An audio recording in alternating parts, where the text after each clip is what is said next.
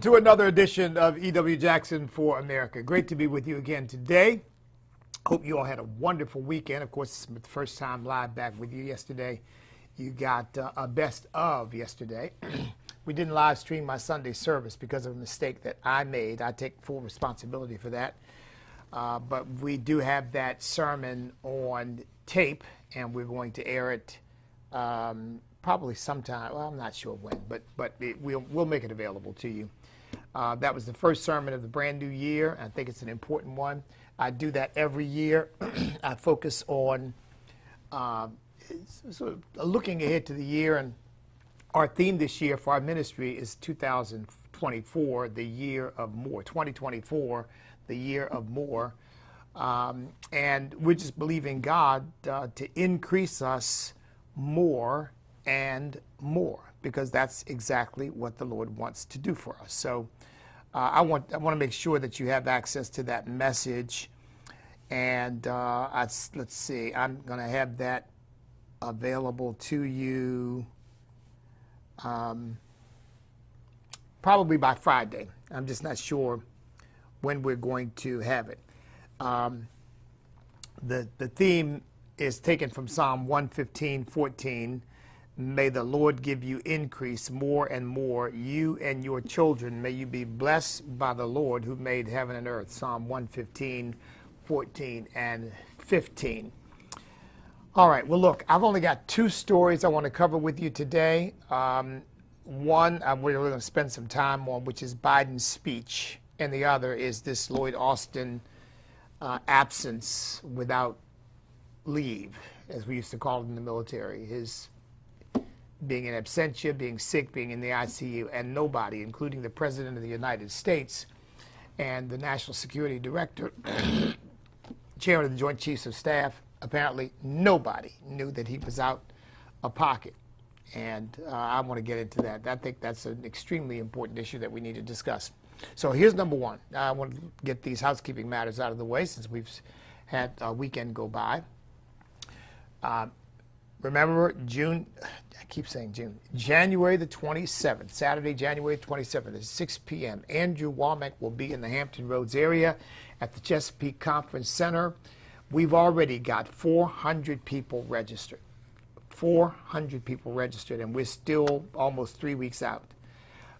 We are prepared for up to 1,200, and if we exceed that number, which it's starting to feel like we're going to do, then we'll have to expand the space. That's why we're asking you to register. Register very easily.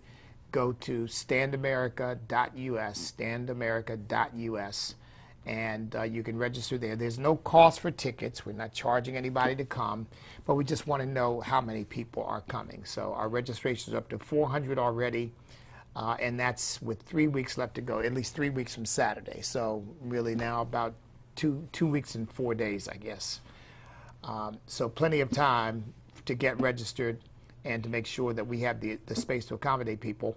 Now, I seem to be emphasizing this. Maybe you think, well, what's the big deal? You're not charging people. But there's going to be a fire marshal there. We have got to make sure that we are not beyond capacity, because if we are, he is either going to make us turn people away or close the situation down. So I'm very serious about this.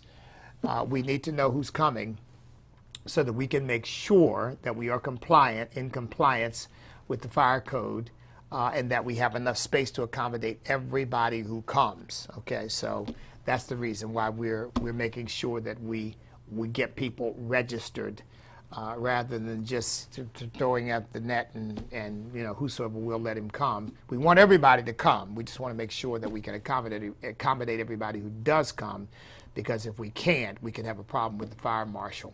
So that's all I'm asking. Cooperate with us in that sense, and that way when you get there, you won't find yourself, if you happen to get caught in traffic, you happen to arrive late or whatever, you won't find yourself in a situation where the fire marshal's out there saying, sorry, you can't come in. Because they're out of seats and there was no accommodation made for more people than they, than were registered, or more people than whatever, than the 1,000, initially 1,000 up to 1,200 that we're planning to expand to accommodate. Okay. Now, in less than a week, and this is an even higher priority because the Andrew Womack event is almost 3 weeks away, but the Martin Luther King event is now, what's this, Tuesday, 6 days away. We have already given our count.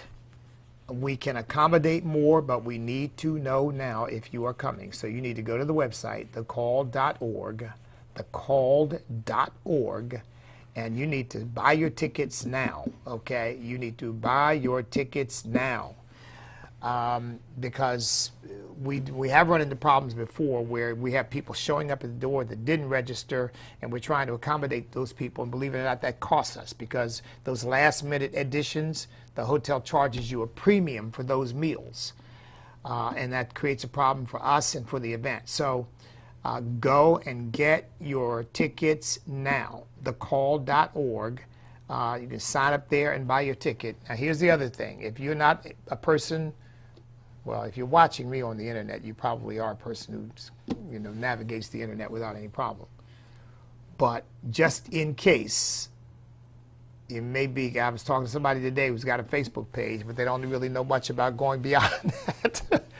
So in case you say, well, I don't know about buying these tickets online, call us, 757-485-7777. That's 757-485-7777. Now, for those of you who didn't catch that, but you want to write that down, you don't have a pen or pencil nearby, I'm going to pause here for a couple seconds to give you an opportunity to go get a pen, get a pencil, and get a piece of paper or something that you're going to write this down with, okay?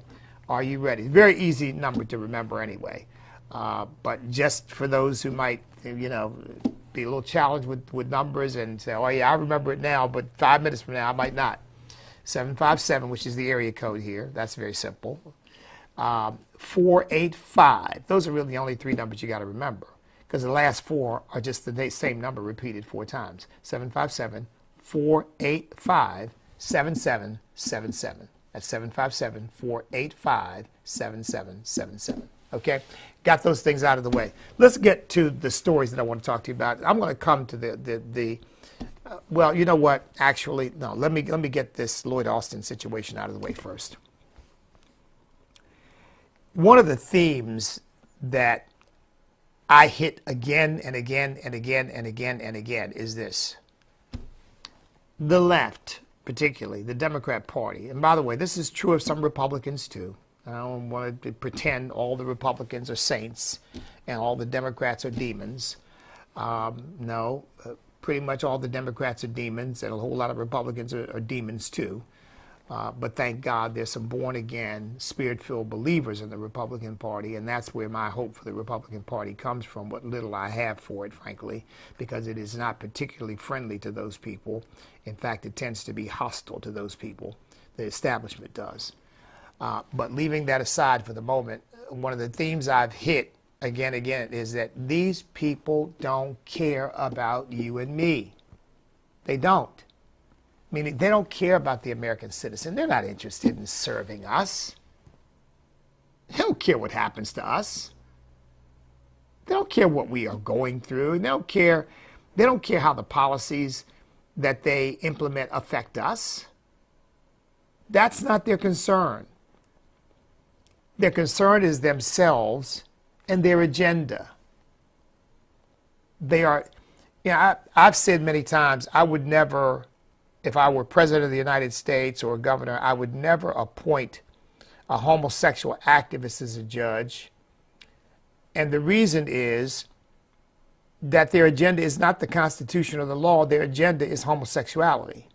What they're interested in is promoting that. And therefore, they're not going to be fair or impartial.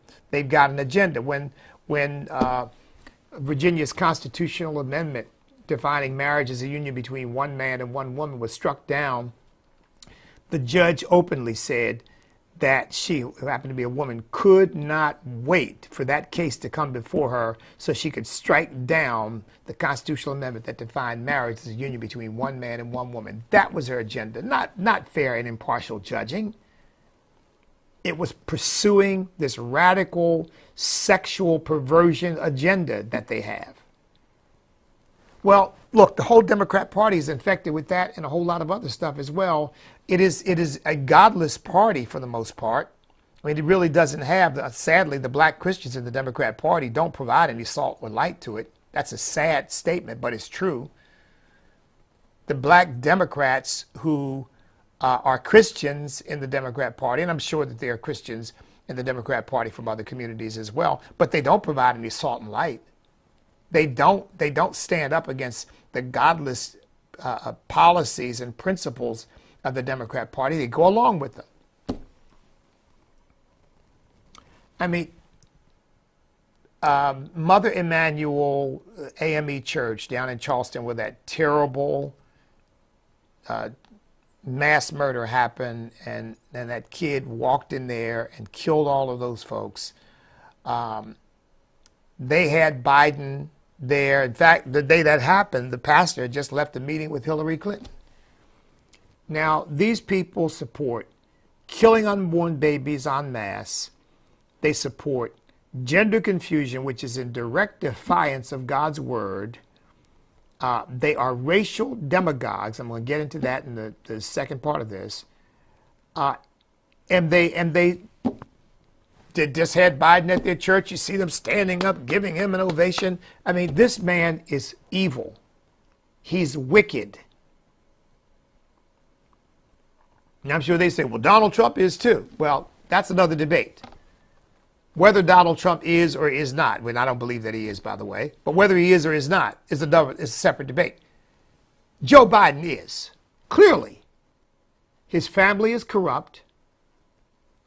He has sold us out to communist China and to other nations, using his son as a surrogate to collect cash for the Biden family. I mean, come on, it's obvious, folks. Please. So that hasn't been proved in a court of law. Well, you know what? There are courts of law, and then there's human reason. The evidentiary requirements for putting somebody in prison or convicting somebody of a crime are different than the observations of a human being that tell them what the truth is. The standard for putting somebody in jail or convicting somebody of a crime are different than what you and I as human beings can observe and conclude that we can know to be true. Now, you and I know that Hunter Biden has not been out there on his own making tens of millions of dollars because he's just a brilliant consultant or whatever. And you and I know the other members of the Biden family who've been collecting big checks have not been collecting big checks because they have some great font of wisdom and insight to offer these countries and companies that they've been involved with. We know what's going on. I mean, come on. Americans have common sense. We know they're engaged in influence peddling. And we know that they're selling the country out so they can make money. We know that. And you see it reflected in Biden's behavior. Biden is not aggressive about trying to clean the country up from Chinese influence. He's not aggressive about that at all.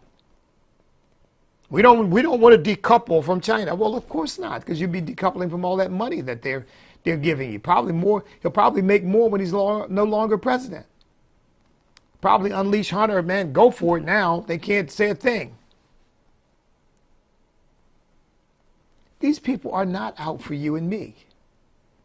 They're not concerned about our well-being. They're not concerned about the fate of our nation in the sense that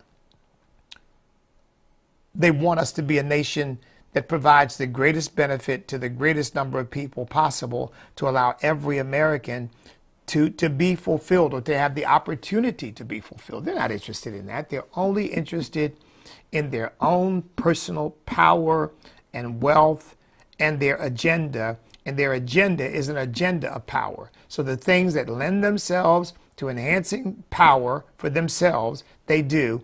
And the things that don't, they don't care about. Now, this brings me again to this Austin thing. He said, well, what does all that have to do with this? If you are truly a person, you're Secretary of Defense, right? And you truly care about the defense of our country, you truly care about what happens to the United States of America and its people, and you know that you're going under the knife or you're going into an intense medical treatment situation because you care about the country.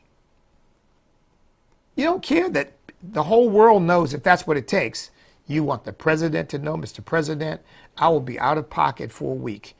You want the National Security Advisor to know, I will be out of pocket for a week. You want the Homeland Security, Secretary of Homeland Security to know, I will be out of pocket for a week. You want the Chairman of the Joint Chiefs of Staff to know, I'll be out of pocket for a week. He didn't tell anybody. They said, well, why would you do that? Particularly knowing that we've got a war raging in the Middle East,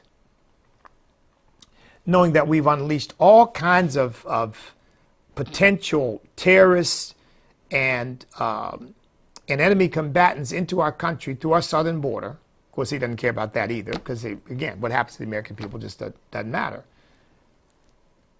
But knowing that, God forbid, if something were to happen, and the president would have to order the use of force, that order goes through the Secretary of Defense. You are not there.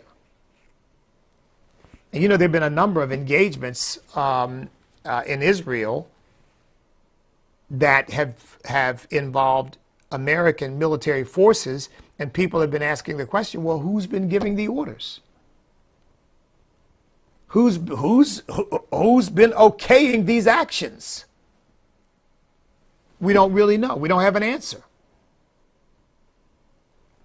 I mean, and the fact of the matter is they hid from the proper authorities that this man was out of pocket. They hid it. And he comes up with, yeah, I didn't do the best job. I'll have to do better next time. What? But it brings me back to the point. You and I are not their priority. We don't matter to them. And frankly, in my view, the country doesn't matter to them in the sense that they want the country to be a strong constitutional republic. The country only matters to them as the haven for their power. Say, well, by not telling people, was he in some way acting in his own interest, contrary to the interests of the United States of America? Yes, because basically he was behaving selfishly. I think what it was about was he didn't want people to know what he was going through medically. And so instead of thinking about the interests of the country, he just thought about himself and did it. I think that's probably as deep as that goes. I don't think there was any other, just selfishness and concern about himself.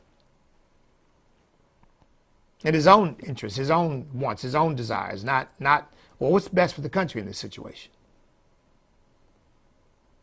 There's a line in America the Beautiful that comes back to me at moments like this. It comes back to me, has been coming back to me a lot lately. And I think it goes, oh, beautiful.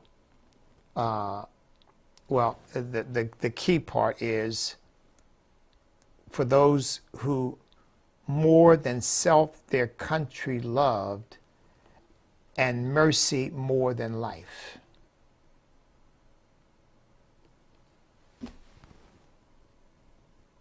We don't have many of those today who more than self their country love, and mercy more than life.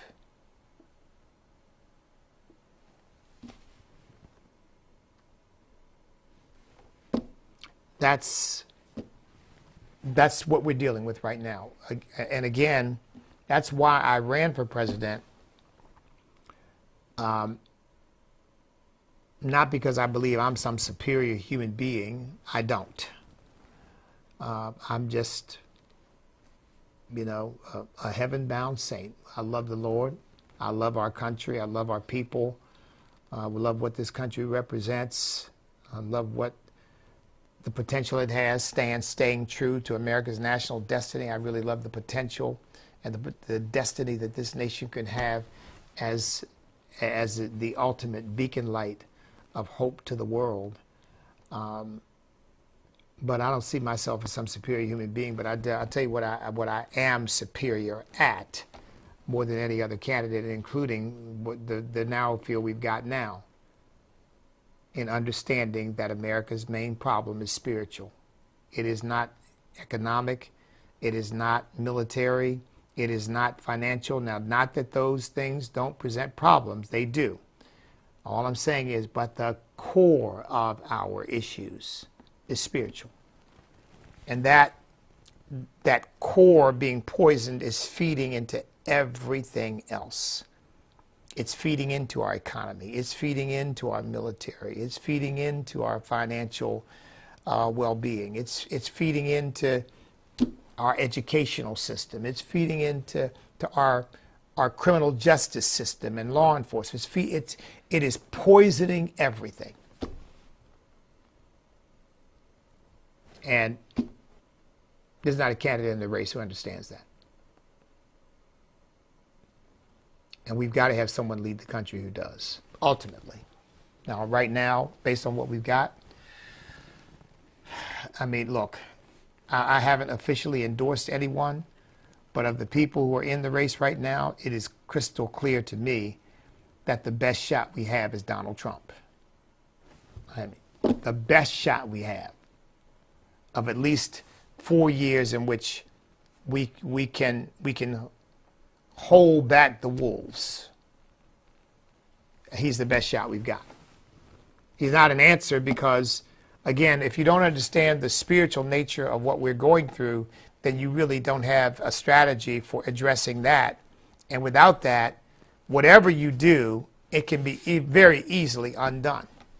And by the way, while you're doing whatever you do, the institutions that have been poisoned with this kind of spiritual perversion that is this cultural revolution that the country is undergoing right now, they're going to continue to march ahead. They're not going to stop. In fact, they might even accelerate because of the things that they are saying about Donald Trump. So that brings me to the second thing. I listened to the entire speech of Joe Biden that he gave, I guess, what was it, the end of last week. It was nauseating to have to listen to it. It really was. And I've got a very strong stomach, a very strong constitution, but it really made me feel queasy. I felt like the very thing he's accusing Donald Trump of, I felt like he himself was doing, and it felt to me like it might have felt to a person knowing that Adolf Hitler was bad. And I'm not comparing Joe Biden to Adolf Hitler, so please understand that. But I'm just saying, to me, it probably felt like a person who was opposed to Adolf Hitler in the early stages and just feeling queasy listening to him. Just feeling like, man, it makes me very uncomfortable to listen to this. Well, Joe Biden engaged in, again, just, in my view, one of the most demagogic speeches I've ever heard given in the United States of America. It was pure demagoguery and dangerous and disgusting. And I wanted to go through a little bit of it with you to tell you why man, whoever's pulling his strings, I mean, they've got him. I don't know whether it's Barack and Michelle Obama or George Soros or a combination of this wicked cabal of godless folks who hate America and hate everything we stand for, but they've really got control of Joe Biden.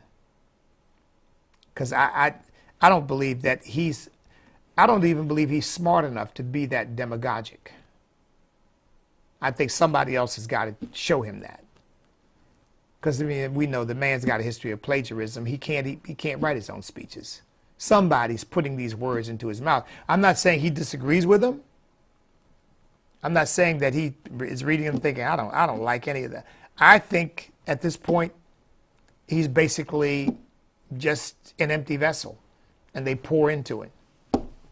Because I think, again, the only thing that Joe Biden is really interested in is Joe Biden and money, and maybe the Biden family. I think that's all he's really interested in. But this speech was pure demagoguery. And it began by him saying that January 6th was a day. Now just listen to this, because you probably didn't listen to the speech. But I want you to hear this and hear this well, because this is what he said. January 6th was a day we nearly lost America. We nearly lost it all. That's how the speech begins. Now, folks, whether you agree or disagree with what happened on January 6th, and by the way, there's a lot of it I don't agree with, okay? So I'm not justifying lawlessness ever. But whether you characterize it as something, maybe a protest going wrong, or you characterize it as, just rank lawlessness, and is there anybody in America who believes that what happened on January 6th almost cost us our country, that we almost lost America? I mean, it's preposterous on its face. But that's how he begins. So he now, look, they want January 6th. In fact, in the speech toward the very end, he bookends the Declaration of Independence with January 6th. Independence to insurrection. He's putting this January 6th on the level of the Declaration of Independence in terms of the Declaration of Independence being a great thing and the insurrection almost destroying the Declaration of Independence. I mean, that's how he starts. Well, folks, he later on, toward the end of his speech, when he's trying to sort of rile the crowd up, he says, "We don't foster fear." Really? Telling people that we almost lost the country on January 6th is not fostering fear? Because if that's all it took, a few hundred or a few thousand people or whatever it was who got into the Capitol building, and that could be the end of our country, if that's all it took, man, we're not very stable. We're teetering on the edge anyway. But he said, we don't foster fear. Well, that's the whole thing, was nothing about fear. Fear of Donald Trump, fear of MAGA Republicans. And by the way, what is a MAGA Republican? A MAGA Republican is are people who voted for Donald Trump. That's who he's talking about. And so I guess that makes me a MAGA Republican. Because he's not talking about people. Look, I don't have any doubt there are some people out there who, if Donald Trump said, I want you all to go up on the top of the Empire State Building and jump off, there probably are a few people who say, well, if Donald Trump said it, I'm going to do it. I would think those are a very small number of people. But there probably are some people who are really kind of involved in a cult of personality over him. I'm not one of them. And I don't think most people are. Most people who support Donald Trump and voted for Donald Trump because they believed in what they thought would be his policies for our country. And by the way, not because they agree with everything word that comes out of his mouth. There's some things that come out of his mouth, you just shake your head and go, oh, brother, what is wrong with him? Not because they agree with every policy, because I don't agree with his views on homosexuality. I believe it's sin. It's wrong. He does not. I am strictly and absolutely pro-life. I believe that every one of those babies is a human being who deserves to live. Donald Trump apparently does not, at least doesn't have the level of conviction I have about that.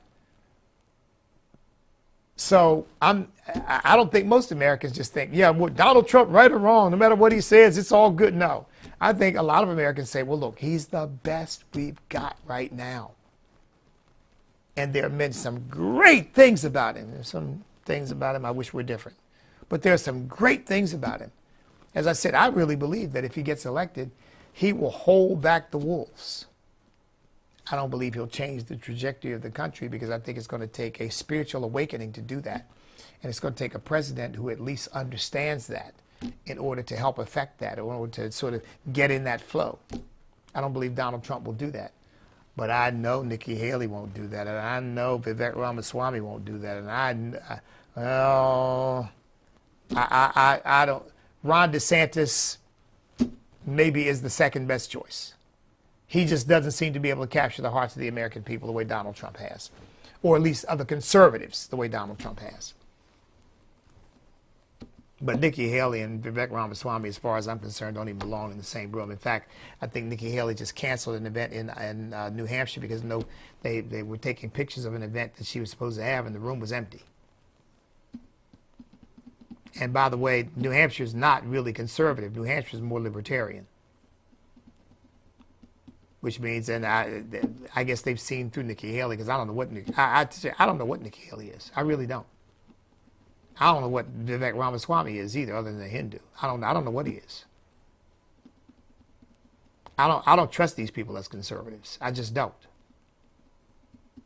And they've got things in their backgrounds to raise those questions. But here again, I'm not here to talk about the presidential campaign. I really want to talk about this speech by Joe Biden, because to me, it is the ultimate example of political demagoguery that presents a threat to our country. Here's the second thing I want to point out. He must have used the word democracy 100 times. We're not a democracy. We are a constitutional republic, and he doesn't seem to get that. But I think there's intentionality in what they're saying, because they don't want a constitutional republic. They don't want a government of specific and enumerated powers. They don't want to limit the power of the government. They want to be able to say, well, the majority agrees we can do whatever we want to do. That's where they are. That's what they want. That's what they mean when they say democracy. They never use the word republic, even though the father of our Constitution, James Madison, said, we don't want to be a democracy. We want to be a republic. But they still don't. They won't. They will never acknowledge that. Well, what would he know anyway? He's just a racist, slave-owning white man, right? So, I mean, what has he done? But that's part of the demagoguery, you see. They're a threat to our democracy. Well, we're not a democracy, dum-dum. We're a constitutional republic. But they want a government which they can do whatever they want to do. That's what they want. He says, quote, political violence has no place in our democracy. Well, I never heard him condemn all the riots that took place in 2020. Did you? No. Case closed. He said, we'll defend the truth, not give in to the big lie. Well, there's the big lie that opened the speech. We almost lost our country on January 6th. All of it. We almost lost it all. I mean, talk about, but we defend the truth and we don't give in to the big lie. Well, you're the big liar in chief. Look at this. The alternative to democracy is dictatorship. I mean, no, the alternative to democracy is a constitutional republic in our perspective, which is what we are. How about that alternative? But here again, they think adherence to the Constitution, the people who are constitutionalists and want to adhere to the Constitution, they say, we're extremists. We're dangerous. I guess the Constitution is a dangerous document because it gets in the way of, quote unquote, their democracy. And then he talks about freedom. He says, freedom to speak your mind, to be who you are, be who you want to be, unless you're a Christian. Unless you're a Christian. Because he says the people, leaders around the world have grabbed his arm and said, oh, if Donald Trump gets elected, are we going to be okay? Are you kidding me? Our allies were thrilled that they had somebody who was willing to stand up for them. And our enemies were shaking in their boots that they had somebody who was willing to stand up against them. He mentions claims that and by the way, he mentions dictators around the world limiting free speech and limiting freedom of religion. But you know what he never mentions? He never mentions the attacks on Christianity by these communist dictators like Xi Jinping, like Kim Il-sung, like like Maduro down in Venezuela, like what's happening in Nigeria right now. We're refusing, the United States government under Joe Biden is refusing to declare Nigeria a country of particular concern, which is a designation that says you are engaged in religious persecution, even though the Muslim organizations in Nigeria are murdering, raping, and enslaving Christians literally by the thousands, and it's happening every single day. He's too busy trying to promote the homosexual agenda. He's too busy trying to get countries to buy into so-called same-sex marriage, because there's really no such thing. It doesn't exist. That's just a concoction in the wicked imagination of some human beings who think that they can reorder God's creation, but it doesn't really exist. It's an oxymoron.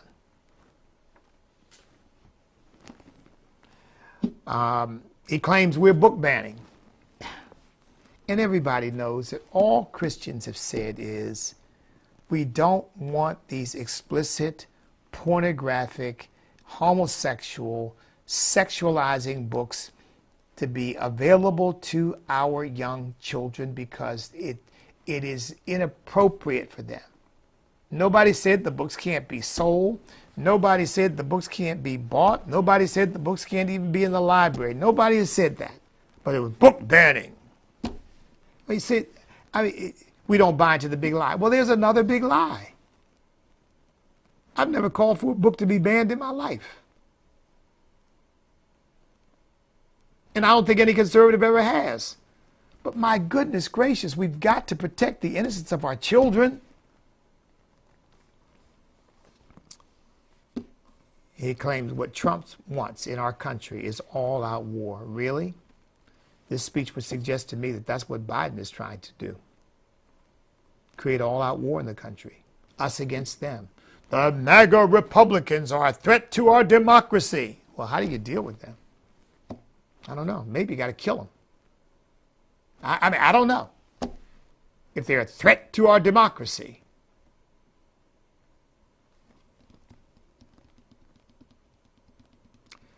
And he says about Barack Obama, you can't love your country only when you win. Remember what Michelle Obama said after Barack Obama got elected? For the first time in my adult life, I'm proud of my country. For the first time in my adult life, I'm proud of my country. What do you think she would have said if he had lost? My guess is she probably had never said she was proud of her country. And he's got the nerve to lecture us and tell us you can't love your country only when you win. Well, we don't love our country only when we win. We've just lost by hook and by crook a presidential election in 2020, and my love for my country didn't diminish not one iota. And I doubt that Donald Trump's did either.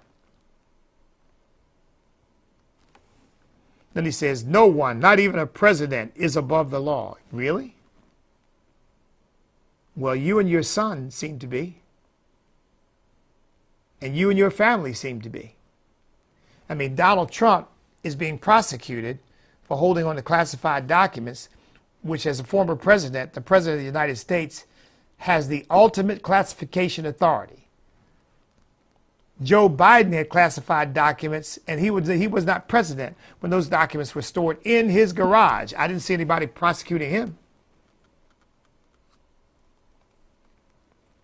And he's got the nerve to lecture us. No president, not even a president is above the law. Well, he seems to be. Donald Trump is facing 4 indictments.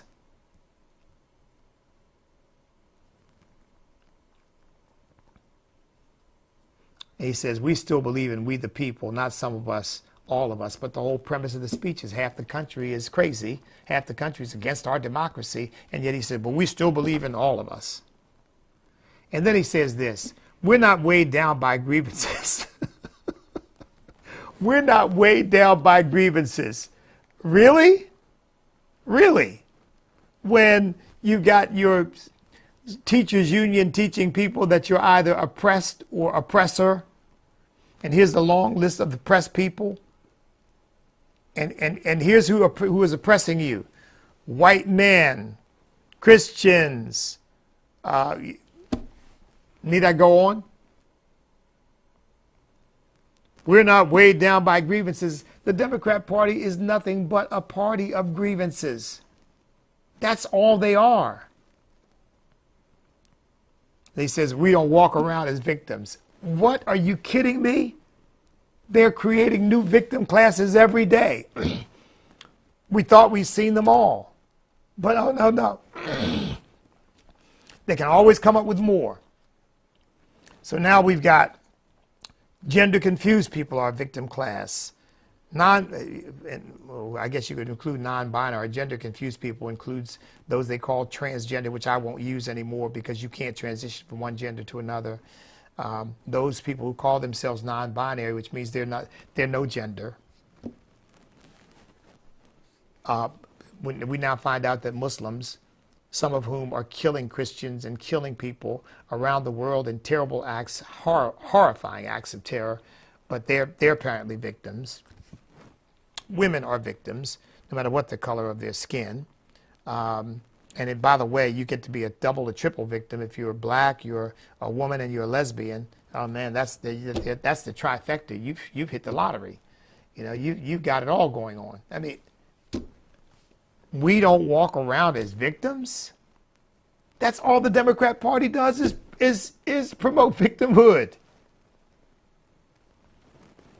And again, equating what happened on January 6th as equivalent importance to the Declaration of Independence and the Revolutionary War that birthed this country.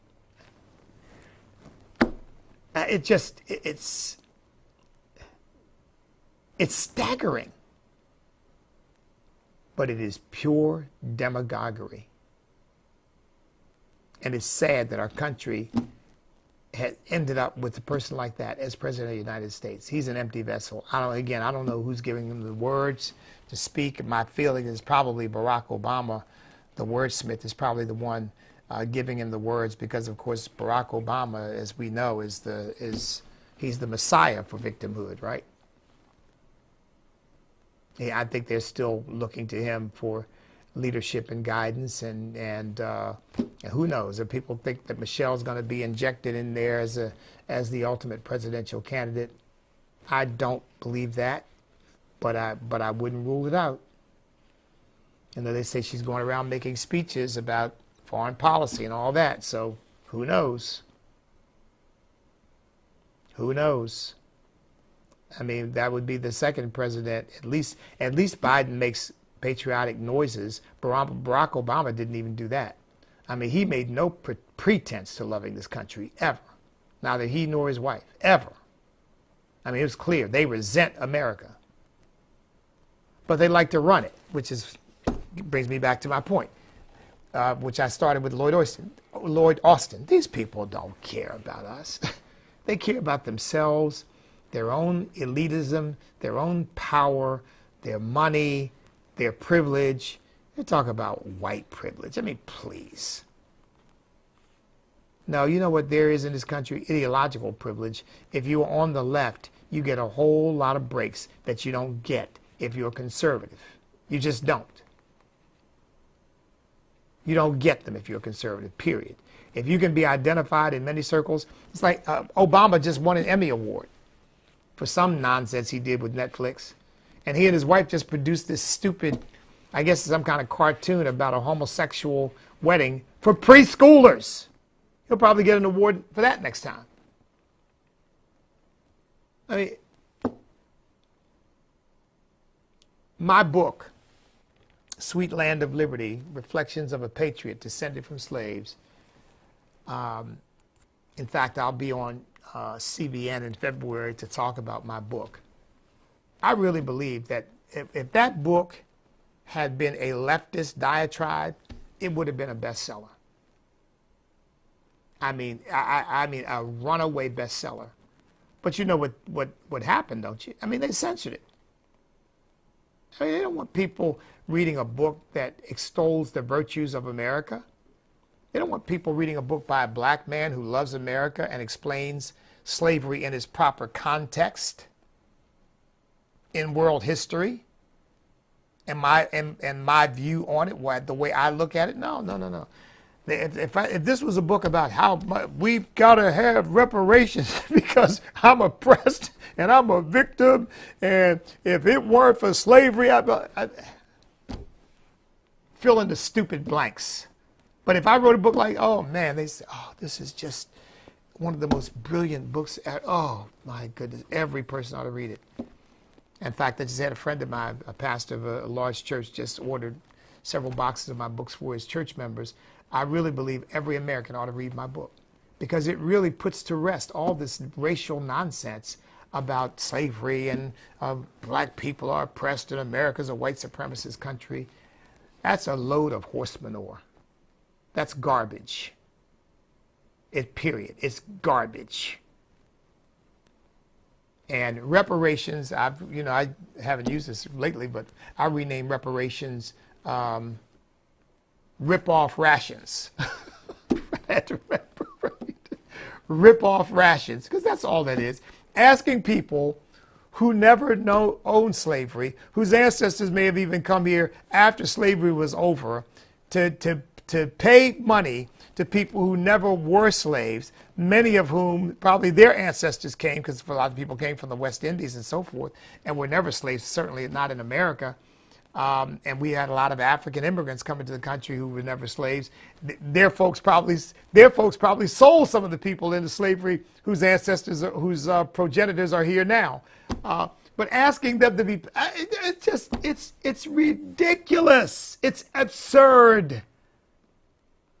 But if I wrote a book espousing all that, man, New York Times, the New York Times would have been writing rave reviews.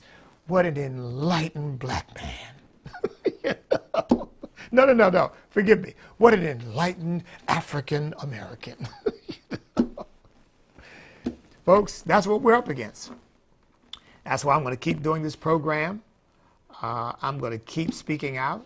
I'm going to keep trying to build an audience and build a following and build support, not for me, but for our country.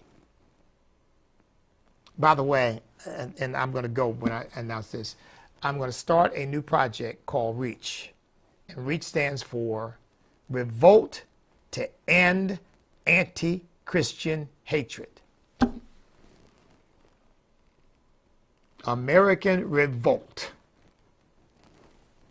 American Reach, I should say. American Reach. Revolt to end anti-Christian hatred. Because that's what we're facing in our country today. I got to go. I've gone way over. I've even gone over the time I've gone over. So, listen, you stand up, step up, speak up, refuse to back up, because we cannot be defeated if we will not quit. Because we are on God's side.